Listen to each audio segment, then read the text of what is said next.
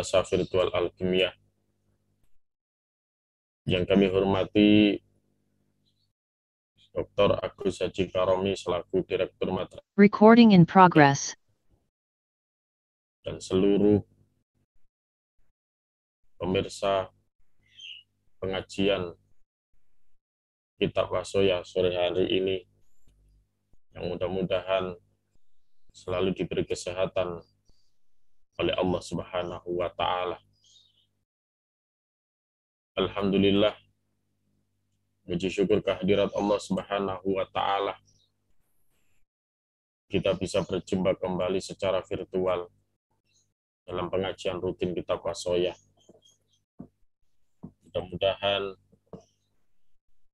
pertemuan kita sore hari ini termasuk pertemuan yang selalu mendapatkan rahmat dari Allah Subhanahu wa Ta'ala. Pertemuan yang mendapatkan keberkahan dari Allah Subhanahu wa Ta'ala. Dan mudah-mudahan kita mendapatkan ilmu yang manfaat dan barokah.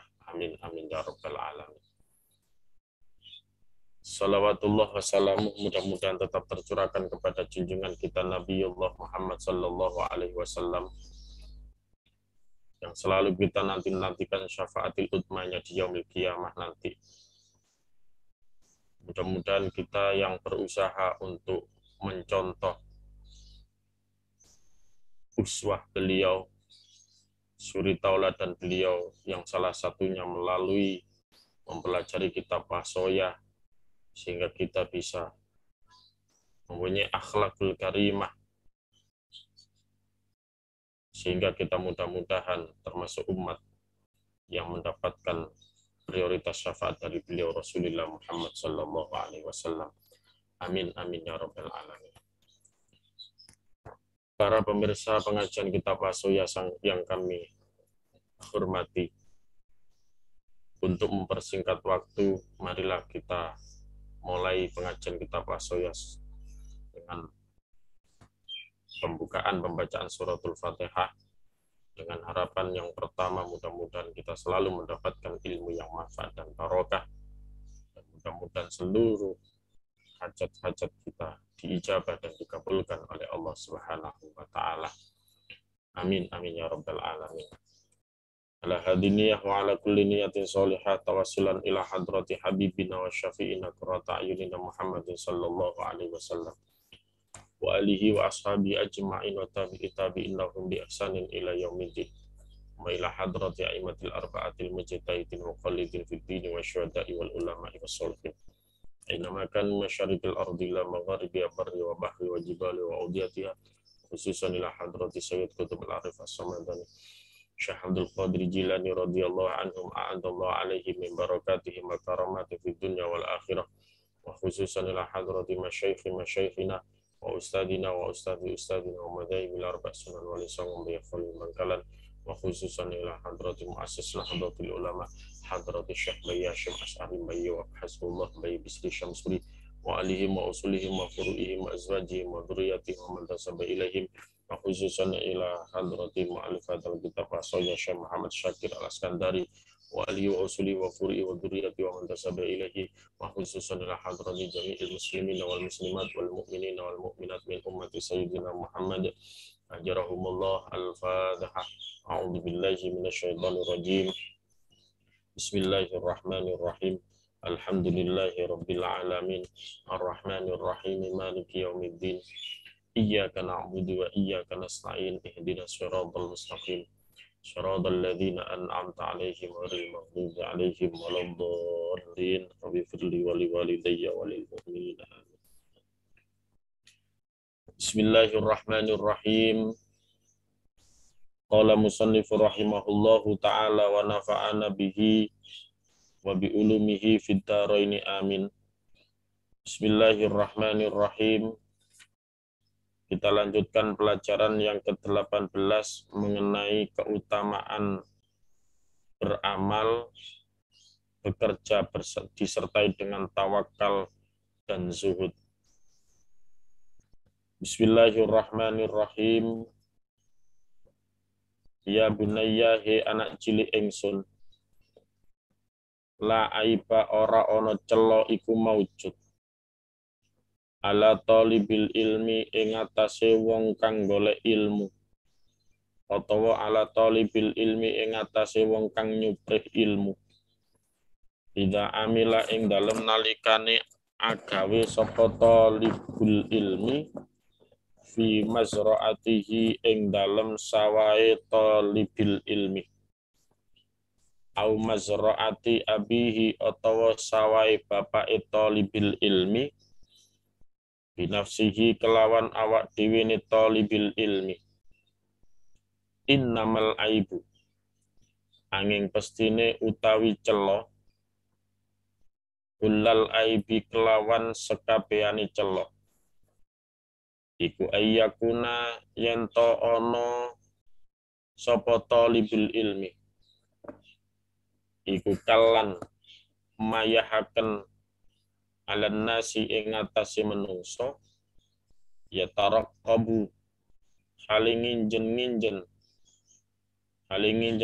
sapa talibul ilmi as-sadaqati ing pira-pira sedekah, wayan tadiru lan nganti-nganti sapa talibul ilmi fadlata ashabil muruati ing kautamane pira-pira wong kang anduweni keprawiran. Bismillahirrahmanirrahim. Ya bunayya la aiba ala talibil ilmi idza amila fi mazra'atihi aw mazrati abihi binafsihi. Hai anakku, tidak ada jeleknya seorang yang mencari ilmu, seorang santri, seorang pelajar menggarap sawahnya sendiri atau menggarap sawah miliknya sendiri atau milik orang tuanya. Innamal aibu kullul aibi, innamal aibu kullal aibi, ayyakuna kallan alan nasi yataraqqabus sadaqati wa yantadiru fadlata ashabil muru'at. Akan tetapi yang namanya aib itu apabila seseorang menjadi beban orang lain, mengharap sedekah dan berharap-harap atau menanti-nanti tergeraknya hati mereka yang bermuruah. Dikatakan di sini bahwa orang ketika mencari ilmu tidak ada jeleknya. Menggarap sawahnya sendiri atau menggarap sawah orang lain bukan suatu perkara yang aib, bukan suatu perkara yang jelek. Ketika kita dalam mencari ilmu, kemudian kita barengi dengan kita bekerja. Sambil mencari ilmu, kita mencari uang sendiri. Yang penting halal untuk membiayai kehidupan kita sehari-hari, untuk membiayai mondok kita, untuk membiayai dalam hal mengaji kita, untuk membiayai ketika kita sekolah, satu contoh. Maka itu bukan sesuatu yang jelek, bukan sesuatu yang aib. Akan tetapi yang termasuk jelek atau aib itu apabila seseorang itu menjadi beban orang lain. Kita ketika mencari ilmu, ternyata kita makan minta-minta kepada orang lain. Ketika kita menjadi orang yang mencari ilmu, ternyata kita menjadi beban orang lain, mungkin hanya sesuap nasi, sesuap makanan yang kita makan sehari-hari. Maka lebih baik kita mencari sendiri dengan bekerja, karena bekerja itu bukan sesuatu yang aib bagi orang yang mencari ilmu. Bagaimana kisah ulama-ulama terdahulu? Banyak di antara ulama-ulama yang terdahulu ketika mondok tidak dikirim dari rumahnya, tidak dikirim oleh orang tuanya karena keterbatasan ekonomi. Satu contoh, bagaimana ketika almarhum al-maghfurlah Romai Abdul Karim atau Mbah Manap, pendiri Pondok Lirboyo, ketika beliau mondok di Baye Khalil Bangkalan, maka ketika mondok di Baye Khalil Bangkalan, beliau ketika mondok tidak pernah dikirim serupiah pun oleh orang tuanya karena keterbatasan ekonomi. Maka apa yang dilakukan oleh beliau, almarhum al-maghfurlah Romai Abdul Karim, pendiri Pondok Lirboyo tersebut, di sela-sela beliau mondok, sering beliau itu membantu untuk memanen satu tanaman padi di kampung dekat dari pondoknya Baye Khalil Bangkalan. Ikut memanen. Maka karena ketika ikut memanen, dulu kalau ikut memanen itu tidak digaji dengan uang, tapi digaji dengan hasil panenan. Maka ketika beliau itu ikut memanen dalam satu tempat sawahnya orang kampung, setelah selesai beliau diberi gaji berupa beras, berupa padi. Kemudian beliau diberi gaji berupa padi, kemudian dipikul. Ketika dipikul, masuk pondok, ketemu dengan Baye Khalil Bangkalan. Kemudian beliau dipanggil oleh Baye Khalil Bangkalan, mana? Apa yang kamu bawa itu? Itu Yai, hasil saya ikut manen padi di perkampungan sana, kemudian saya diberi gaji, diberi imbalan berupa padi satu karung ini Yai. Oh, ketepatan. Sini. Kenapa Yai? Mana imbalan padimu saya ambil. Ketepatan kamu datang membawa padi. Ayam-ayam saya belum ada yang makan pagi ini. Maka seketika itulah Baye Abdul Karim ini memberikan hasil keringatnya ketika membantu panen orang kampung, tanpa berpikir panjang diberikanlah semuanya kepada Baye Khalil Bangkalan. Maka spontanitas ketika sudah diberikan, maka kemudian Baye Khalil Bangkalan ini, padi yang ada di karung itu semuanya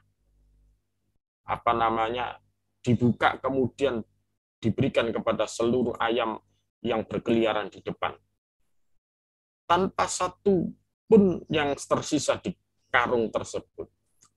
Tapi Baye Khalil Bangkalan, tapi Baye Manap atau Baye Abdul Karim tidak pernah di dalam hatinya ini mengeluh atau berpikiran apapun di dalam hatinya. Ikhlas 100% karena yang mengambil adalah gurunya. Sampai segitunya orang-orang terdahulu. Mayoritas orang-orang terdahulu, ulama-ulama terdahulu ketika mondok berpuluh-puluh tahun, hampir semuanya tidak pernah dikirim dari rumah. Hampir semuanya. Berbeda kalau zaman sekarang. Kalau zaman sekarang, kadang 1 minggu sekali pingin disambang. Kadang 2 minggu pingin disambang. 1 bulan sekali disambang itu jarang sekali sekarang. Itu anak ketika mencari ilmu atau mondok sekarang berbeda dengan dahulu. Begitu ditempahnya orang-orang terdahulu, maka jangan heran kalau santri-santri dulu ditempa seperti itu sehingga menjadi orang-orang yang sangat sukses di zaman sekarang. Maka itu ternyata bukan suatu aib. Bekerja sambil mencari ilmu bukan suatu aib. Aib itu kalau kita ini menjadi beban orang lain. Kita mencari ilmu, tapi kita makan ikut teman. Kita mungkin ketika belajar begitu sergapnya, begitu tekunnya.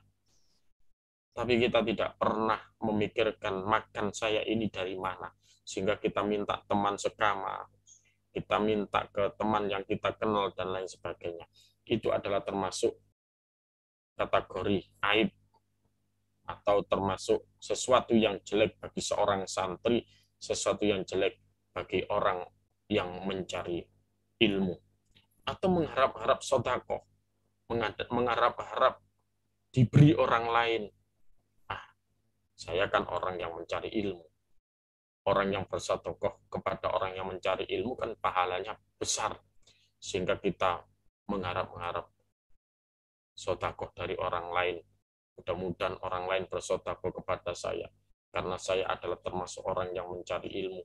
Kalau orang yang bersedekah kepada orang yang mencari ilmu, pahalanya termasuk pahalanya besar sekali.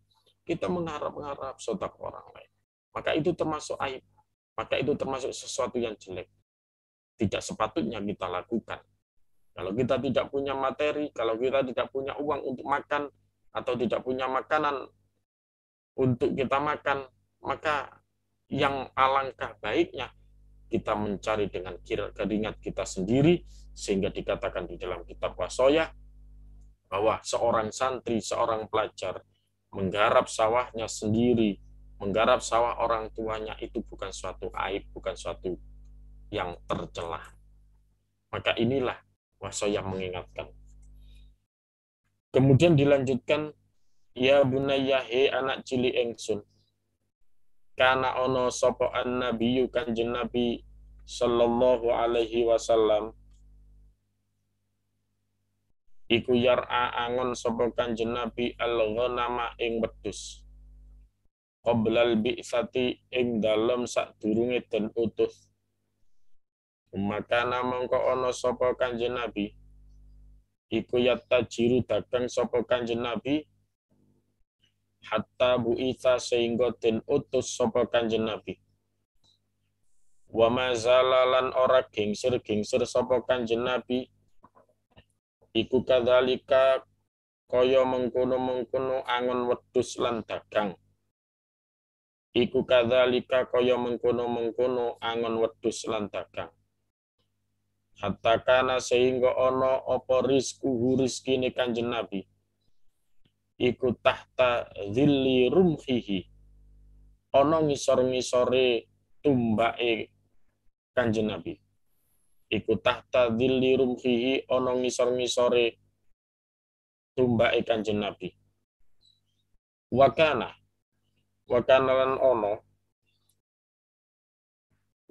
lan ono sapa Abu Bakar Siddiqi, sahabat Abu Bakar As-Siddiq radhiyallahu anhu iku tajiran wong kang dagang. Hatta tukhlifah sehingga den dadekaken pimpinan khalifah. Hatta tukhlifah sehingga den dadekaken pimpinan khalifah sapa Abu Bakar As-Siddiq. Wa kadzalika lan halikaya mengkono-mengkono kana ono sapa ashabu Rasulillahi pira-pira sahabate utusane Allah sallallahu alaihi wasallam. Wa man lan wong tabi'ahum kang manut sapa man ing ashab. Wa man lan wong tabi'ahum kang manut sapa man ing ashab Rasulillah minas salafi saking ulama kuno as-solihi kang bagus kelakuane. Fama mana'ahum mongko ora nyegah. Fama mana'ahum mongko ora nyegah ing ashab Rasulillah wa man tabi'ahum apa al ilmu an muzahamatin nasi andoh saking desaane menungso fi kasbil halali ing dalem amrih perkara kang halal. Balkanu bali ono sapa ashabu Rasulillah wa man tabi'ahum iku kudwatan panutan hasanatan kang bagus fi wujuhil kasbi ing dalam pira-pira dalan amrih bondo kang halal. Bismillahirrahmanirrahim. Ya bunayyah, kana an-nabiy sallallahu alaihi wasallam yar'al ghanama qabla al-bi'tsati, thumma kana yattajiru hatta bu'itsa. Wa ma zala kadzalika hatta kana rizqu tahta dhilli rumhihi. Hei anakku, Nabiullah Muhammad sallallahu alaihi wasallam itu saja menggembala kambing sebelum diutus menjadi seorang rasul. Kemudian beliau berdagang sehingga beliau telah diutus menjadi rasul. Wa ma zala kadzalika hatta kana rizqu tahta dhilli rumhihi. Dan begitu seterusnya sehingga kehidupan beliau berada di bawah bayang-bayang beliau sendiri, atau dalam arti beliau hidup mandiri. Ini menunjukkan bahwa Rasulullah sendiri aja dalam kehidupan sehari-hari beliau sangat mandiri, tidak berpangku tangan kepada orang lain. Beliau dalam kehidupan sehari-hari sebelum diutus menjadi nabi dan rasul, beliau menggembala kambing. Sampai remaja beliau kemudian berdagang dari satu tempat ke tempat yang lain, sampai beliau ketika diutus menjadi nabi dan rasul. Dan ini beliau lakukan terus-menerus di dalam kehidupan beliau. Beliau selalu dalam kondisi mandiri dalam hidup. Tidak ada ketergantungan kepada orang lain. Oleh karena itulah Rasulullah Muhammad sallallahu alaihi wasallam menjadi contoh dalam kehidupan kita. Bagaimana Rasulullah dalam kehidupan berusaha sendiri, tidak tomak, tidak mengharap-harap orang lain. Beliau dalam kehidupan sehari-hari bercucuran keringat dalam artian mencari nafkah hidup beliau dengan susah payah, tidak dengan berpangku tangan. Oleh karena itulah apa yang dilakukan oleh Rasulullah banyak dicontoh oleh ulama-ulama kita, khususnya ulama-ulama terdahulu secara khusus. Satu contoh, pernah diceritakan, saya pernah diceritakan, diberi suatu cerita oleh beliau almarhum al-maghfurlah Romi Idris Marzuki. Beliau pernah dawuh, kadangkala orang itu melihat orang lain itu intihaknya, tidak pernah memandang ibtidaknya. Kadang seringkali kita terkecoh dengan intihak orang lain, tapi tidak pernah kita memandang ibtidak orang lain. Kadangkala sering di antara kita yang memandang puncak seseorang, tidak pernah melihat permulaan seseorang itu bisa sukses seperti itu bagaimana. Kita sering terkecoh dengan kesuksesan seseorang, enak ya si fulan, enak ya kiai fulan, enak ya ustadz fulan. Kehidupannya penuh dengan kemewahan, penuh dengan gemilang harta, banyak harta, mobil mewah, dan lain sebagainya. Kita kok seperti ini? Padahal saya lihat si fulan itu kelihatan tidak bekerja. Ya fulan kelihatan tidak bekerja. Ustadz fulan kelihatan tidak bekerja. Karena kenapa kok bisa mapan seperti itu? Dia pernah tahu seperti itu, kadang orang melihat intihaknya, tidak pernah membayangkan ibtidaknya. Permulaan bagaimana beliau bisa sukses seperti itu adalah Masya Allah. Kalau bahasa Jawanya jungkir wali. Beliau pernah cerita, ketika beliau masih muda, sudah berkeluarga, sudah menjadi seorang pengasuh pondok pesantren Lirboy. Ketika itu beliau setelah sholat berjamaah dengan para santri, setelah selesai sholat berjamaah dan wiritan, kemudian beliau langsung berganti pakaian, memakai celana panjang, kemudian memakai jaket, dan jaket yang dipakai itu adalah jaket pinjaman dari temannya, teman nganjuk. Bertahun-tahun beliau itu meminjam jaket karena tidak bisa membeli jaket. Kemudian memakai helm, memakai Vespa otok kalau zaman dulu. Apa yang dilakukan oleh beliau? Beliau berangkat pagi-pagi setelah sholat berjamaah menuju ke Tulungagung. Untuk apa? Untuk membeli makanan kecil, snack, Shanghai, atau bahasa ada yang mengatakan itu keltus atau apa itu. Sebangsa bulat tapi gurih yang dalamnya ada kacangnya, itu Shanghai. Tulungagung itu kan ada merek Shanghai itu. Beliau membeli yang afkirannya. Beliau membawa obrokan di belakang, kiri dan kanan. Kemudian beliau membeli, kemudian dibawa ke pondok, ke Lirboyo, kemudian dibungkus ulang menjadi rentengan, dijual ke santri. Kemudian Bunyai Idris itu membuat es lilin sendiri, dikaret-karetin sendiri, kemudian dimasukkan lemari es sendiri, dijual kepada santri. Itu beliau lakukan bukan 1 tahun, 2 tahun, bertahun-tahun. Beliau tidak berpangku tangan, tapi berusaha, bekerja, sehingga jangan sampai mengharap orang lain.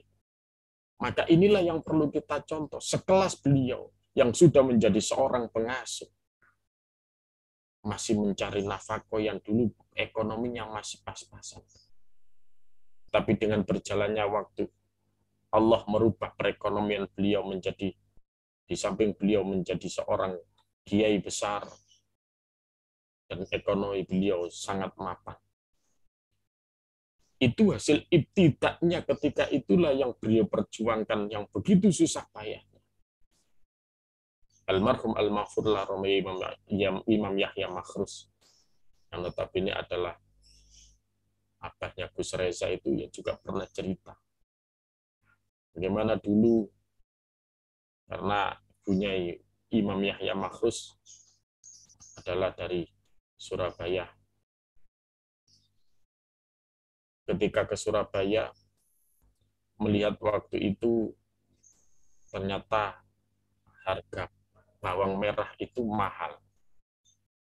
Kemudian dia punya inisiatif untuk menjual bawang merah. Karena beliau dari Kediri, otomatis mungkin mencari bawang merah itu gampang, pulangnya di mana nggak tahu. Akhirnya langsung borong bawang merah 1 truk. Ketika diborong bawang merah 1 truk, ternyata ketika mau dijual ke Surabaya, harga bawang merah itu sudah anjlok drastis. Akhirnya beliau rugi bukan main. Begitu hebatnya perjuangan beliau ketika mencari nafkah, ketika bekerja. Bukan termasuk manusia yang berpangku tangan. Ibtidaknya begitu susahnya, padahal beliau sudah termasuk kategori kiai besar.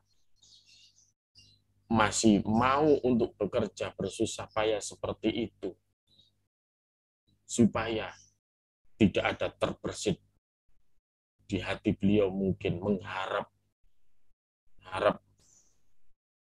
pemberian orang lain dan lain sebagainya. Atau mungkin juga mencontoh bagaimana kehidupan Rasulullah Muhammad SAW. Tingkatan beliau seperti itu, apalagi kita yang bukan siapa-siapa. Rasanya malu, rasanya tidak pantas. Kita berpangku tangan, kita mengharap-harap dari orang lain.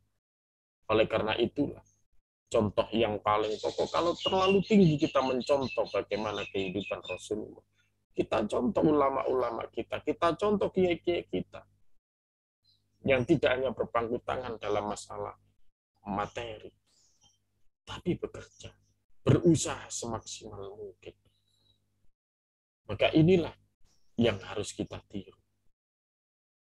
Yang paling pokok, sehingga kita tidak selalu mengharapkan sedekah orang lain.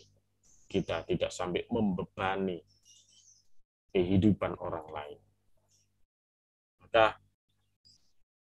dalam kehidupan kita sehari-hari, banyak di antara kita ini rasanya malu kalau kita memandang, melihat kiai-kiai kita yang begitu gigihnya, di samping beliau selalu istiqomah dalam keilmuannya, ternyata beliau juga tidak sampai meninggalkan bekerja, yang itu adalah untuk kehidupan di dunia sehari-hari, supaya tidak mengharap-harap orang lain. Maka wasoya juga mengingatkan seperti itu. Kita disuruh supaya tidak bekerja, disuruh kita untuk berusaha. Harik yadaka, gerakanlah tanganmu, maka Allah pasti akan membuka rezeki untuk diri kita. Kita teruskan, wa kana Abu Bakar Siddiqi radhiyallahu anhu tajiran hatta stukhlifa wa kadzalika kana ashabu Rasulillah sallallahu alaihi wasallam wa man tabi'ahum minas salafis salih. Fama mana'ahumul ilmu an muzahamatin nasi fi kasbil halal bal kanu qudwatan hasanatan fi wujuhil kasbi. Bukan hanya Rasulullah yang melaksanakan seperti itu, bekerja dengan gigihnya, bekerja dengan semangatnya. Bukan berarti kita menjadi seorang tokoh, kalau kemudian kita bekerja adalah termasuk aib. Tapi sebaliknya, ketika kita sudah menjadi tokoh, ketika kita sudah menjadi orang yang alim, ternyata kita mau bekerja, maka itu adalah nilai plus bagi kita sendiri, nilai plus bagi orang lain. Sahabat Abu Bakar As-Siddiq radhiyallahu anhu pun dalam kehidupannya juga seorang pedagang. Sehingga beliau diangkat menjadi khalifah pun beliau masih berdagang. Begitu juga para sahabat-sahabat lain, sahabat-sahabat Rasulullah yang lainnya. Sampai waman tabi'ahu minas salafis soleh. Pada generasi-generasi berikutnya, para ulama-ulama soleh terdahulu juga seperti seperti itu. Fama mana'ahumul ilmu amuzahamatin nas fi kasbil halal bal kanu qudwatan hasanatan fi wujuhihim kasbi. Ilmu mereka sama sekali tidak jadi penghalang untuk turut berpacu dalam mencari yang halal. Bahkan mereka menjadi panutan, menjadi qudwah di dalam metode, di dalam cara-cara bekerja. Pada zaman dulu, sahabat pun juga meniru apa yang dilakukan oleh Rasulullah. Sahabat Abu Bakar juga berdagang sampai menjadi seorang khalifah, pengganti daripada Rasulullah Muhammad Sallallahu Alaihi Wasallam. Kemudian para sahabat-sahabat yang lain juga seperti itu, tidak berpangku tangan, tapi bekerja tiap hari. Sampai generasi-generasi berikutnya, sampai salafus soleh, ulama-ulama soleh terdahulu pun seperti itu. Ilmu mereka sama sekali tidak menjadi penghalang untuk ikut berpacu dalam mencari yang halal. Waktunya ngaji-ngaji, waktunya mengajar-mengajar, waktunya bekerja pun bekerja. Ulama-ulama soleh terdahulu seperti itu. Sampai diikuti oleh kiai-kiai kita sampai sekarang ini. Bagaimana kita bisa melihat kiai-kiai kita? Semuanya tidak berpangku tangan, tapi bekerja. Semuanya bekerja. Metode bekerjanya berbeda dengan yang dahulu. Artinya apa? Tidak duduk manis. Tidak hanya mengaji, tidak hanya mengajar, tapi ada usaha-usaha lain, ekonomi-ekonomi yang lain yang dilakukan oleh beliau-beliau. Maka mayoritas ulama-ulama terdahulu, sampai ulama sekarang pun kiai-kiai kita menjadi panutan bagaimana cara mencari nafkah, bagaimana untuk meningkatkan ekonomi. Kita bisa mencontoh kepada ulama-ulama kita dengan berbagai macam bisnis yang dilakukan. Inilah yang harus kita tiru. Inilah yang harus kita contoh. Sehingga kita di samping menjadi orang yang alim, sehingga kita di samping satu sisi menjadi orang yang punya ilmu, tapi sisi yang lain kita menjadi ekonom yang menjadi panutan khalayak umum. Maka memang kadangkala seolah-olah sulit untuk kita membagi waktu. Tapi kalau kita lihat sibuk mana diri kita dengan kiai-kiai kita yang sangat-sangat lebih sibuk, masih bisa menyempatkan untuk berbisnis, masih bisa menyempatkan untuk menata ekonominya, sehingga dalam kehidupannya tidak berpangku tangan kepada orang lain. Oleh sebab itulah, kita sebagai seorang santri, seorang murid, seorang pelajar, alangkah baiknya di samping kita selalu terus mencari ilmu, selalu thalabul ilmi, tapi kita tidak melupakan untuk selalu mencari pekerjaan, mencari ekonomi kita sehari-hari, sehingga itu bukan suatu aib bagi kita, tapi termasuk nilai positif bagi diri kita dan bagi orang yang memandang diri kita. Oleh karena itulah, tapi yang penting, yang paling pokok adalah bagaimana ketika kita bekerja, mencari pekerjaan yang benar-benar halal untuk diri kita.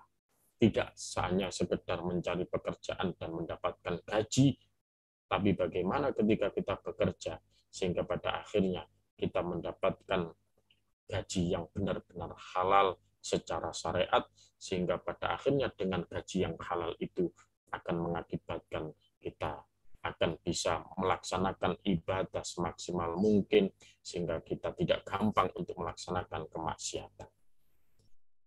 Oleh karena itulah mudah-mudahan dengan kita mengaji kitab Wasoya sore hari ini, kita bisa berpikir, kita bisa merenung, kita bisa mencontoh kiai-kiai kita, ulama-ulama kita, para sahabat Rasulullah Muhammad SAW sendiri, bagaimana dalam kehidupan sehari-hari tidak pernah berpangku tangan kepada orang lain.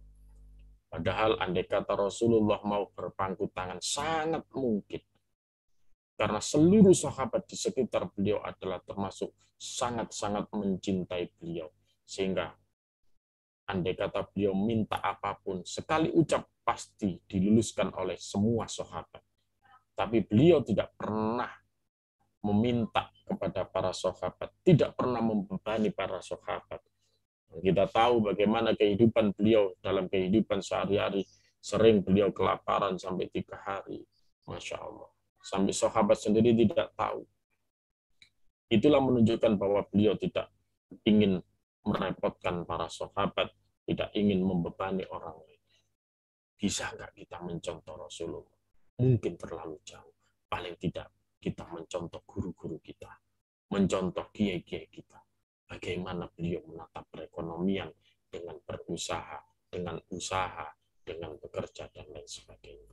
Mudah-mudahan kita selalu diberi kemudahan oleh Allah untuk mencari nafkah kehidupan kita, dan mudah-mudahan kita selalu diberi rizki yang halalan, thayyiban, nafi'an, mubarakan. Amin, amin, ya rabbal alamin. Inilah yang dapat kami sampaikan. Mudah-mudahan bermanfaat bagi kami pribadi dan umumnya bagi pemirsa sekalian. Kurang lebihnya mohon maaf.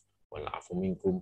Wallahul muwaffiq ila aqwamit thoriq. Wassalamualaikum warahmatullahi wabarakatuh.